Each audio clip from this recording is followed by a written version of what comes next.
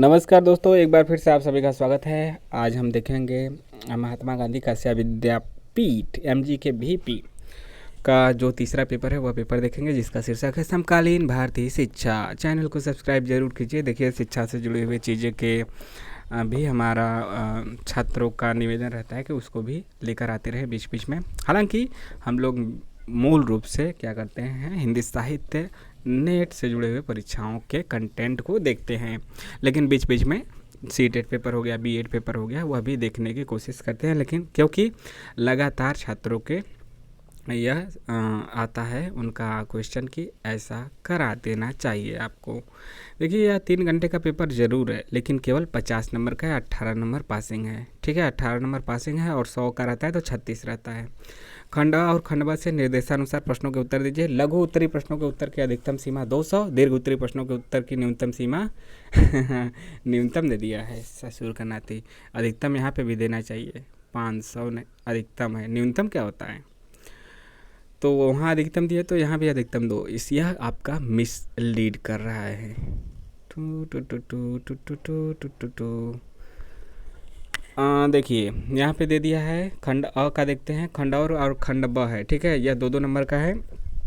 2-2 number का है question. 10 question करना है। यहाँ पे जितने भी दिया होगा 12-13, उसमें से 10 करना है। देखिए क्या है कि पहला का ये है, प्राथमिक शिक्षा के प्रमुख उद्देश्य बताइए, main objective of primary education. इसके बाद पहला का बी है, शैक्षिक अवसरों की समानता सुनिश्चित करने के उपाय को बताइए, measure to sustain equality of educational opportunities. C है, गुणात्मक शिक्षा का महत्व बताइए, importance of quality education. D है आपका, प्राथमिक विद्यालयों के प्रकार बताइए, टाइप्स ऑफ प्राइमरी स्कूल। इसके बाद ई है, समता और समानता में अंतर बताइए, difference between equity and equality. इसके बाद है आपका अगला क्वेश्चन, शिक्षा के सार्वभौमिकरण के मार्ग बताइए, obstacle in the way of universalization of education. इसके बाद है माध्यमिक शिक्षा की समस्याएं बताइए, प्रॉब्लम ऑफ सेकेंडरी एजुकेशन। और यश का आपका है, राष्ट्रीय मूल्यांकन और प्रत्यायन परिषद की भूमिका बताइए, role of national assessment and accreditation council. इसके बाद आपका आता है आई नंबर का, सर्व शिक्षा अभियान के लक्ष्य प्राप्ति में बाधक तत्व बताइए, hindrance in reaching the target of Sarva Shiksha Abhiyan. इसके बाद जे है, राष्ट्रीय अध्यापक शिक्षा पाठ्यक्रम संरचना के उद्देश्य बताइए, 2009 का है, AIIMS of national curriculum framework of teacher education 2009 का। इसके बाद के है, नवीन शिक्षा नीति एनईपी 1986 है, 1986 का बताना है। हो सकता है कि 2020 भी आपसे पूछ लिया जाए, तो उसको भी ध्यान में रखिएगा। यही आपके 12 क्वेश्चन है। 12 में से आपको 12 है, क्या और है, नहीं एक और है, IJKL, मतलब के बाद के तो 11 है, 12 में से 10 करना है। National institute of open schooling, और इसका शॉर्टकट है NIOS। इसके बारे में आपको लिखना है। तो यहाँ पे आपके 12 में से 10 करने हैं। और जो आपका खंड ब से है, दीर्घ उत्तरी प्रश्न, उसमें देखिए कि यूनिट वाइज दिया है और सभी यूनिट 7.5 नंबर का है।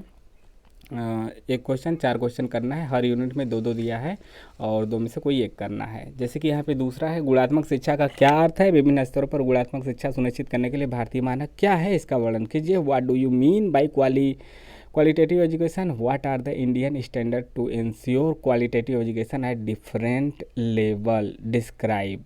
या फिर तीसरा कीजिए, शैक्षिक संस्थानों को गुणवत्तापूर्वक बनाने के मुख्य आधार क्या हैं। और यह महात्मा गांधी की काशी विद्यापीठ और उससे जुड़े हुए सभी कॉलेज का जो बीएड है उसके सेकेंड सेमेस्टर का पेपर है, पहले ईयर का सेकेंड सेमेस्टर 2023 का, जो आगामी एग्जाम में आपका लाभकारी होगा।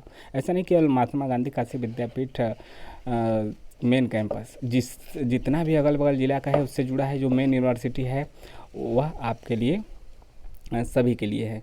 तो इस संदर्भ में शिक्षक भूमिका पर प्रकाश डालिए। अंग्रेजी में इसको देखते हैं, what are the parameter of quality concern for educational institution, discuss the role of teacher in enhancing quality of education. इसके बाद यूनिट 2 है, चौथा क्वेश्चन यहाँ पे है, पूर्व प्राथमिक शिक्षा के प्रमुख मुद्दों का वर्णन कीजिए, आपकी दृष्टि में इन मुद्दों के लिए कौन जिम्मेदार है और क्यों। Describe the issue of elementary education, in your opinion who is responsible for these issue and why. या फिर यह नहीं तो यह करना चाहते हैं तो अगला कीजिए। माध्यमिक शिक्षा की प्रमुख समस्याओं का विवेचन कीजिए तथा उनके समाधान हेतु सुझाव दीजिए, यानी discuss the major problem of secondary education and suggest their remedies. इसके बाद यूनिट 3 का नंबर आता है केंद्रीय विद्यालय संगठन की संरचनात्मक संरचना का वर्णन कीजिए। केंद्रीय विद्यालय संगठन का माध्यमिक शिक्षा के क्षेत्र में क्या योगदान है। तो यह हो गया आपका यूनिट 3 से तीन से 2 क्वेश्चन में से कोई एक करना है। केंद्रीय विद्यालय संगठन की संरचनात्मक संरचना का वर्णन कीजिए और केंद्रीय विद्यालय का संगठन का माध्यमिक शिक्षा के क्षेत्र में क्या योगदान है, यह कर सकते हैं। या फिर यह नहीं करना चाहते तो इसके बदले आपको अंग्रेजी भी इसका देख लीजिए। Describe the organisational structure of Kendriya Vidyalaya Sangathan. What is the contribution of Kendriya Vidyalaya Sangathan in the field of secondary education. मतलब सेकेंडरी मतलब वहीं आपका सेकेंडरी एजुकेशन जो आपका प्राइमरी है फिर सेकेंडरी है, तो 6 से 8 वहीं 6, 7, 8, 9, 10 का भी आप ले सकते हैं, 6 से 10। तो यह करना चाहते हैं तो यह कीजिए, नहीं तो आप फिर 7वां क्वेश्चन कीजिए उसके बदले। शिक्षा का अधिकार अधिनियम 2009 से आप क्या समझते हैं। बालिकाओं, अनुसूचित जाति तथा जनजाति वर्गों की शिक्षा हेतु किए जा रहे सरकारी प्रयासों का वर्णन कीजिए। इंग्लिश में इसका ज़्यादा समझ में आएगा, मतलब जो हिंदी में नहीं आता वह इंग्लिश में आ जाता है। What do you understand by RTE act 2009। Describe the efforts of government for the education of girls, SC and ST class student. इसके बाद यूनिट 4 का नंबर आता है। 8 और 9 नंबर का क्वेश्चन है, कोई एक आपको करना है। 8वां क्वेश्चन देखते हैं। भारत में अध्यापक शिक्षा की समस्याओं का वर्णन कीजिए एवं उनके समाधान के उपाय बताइए। Explain the problem of teacher education in India and suggest their remedies, यानी उसके उपाय बताइए। 9वां नंबर का क्वेश्चन है राष्ट्रीय शिक्षा नीति 2020 के मूल तत्व क्या हैं। राष्ट्रीय शिक्षा नीति आपके विचार से कितनी प्रासंगिक होगी। What are the basic elements of new education policy 2020 according to you, how much relevant it would B.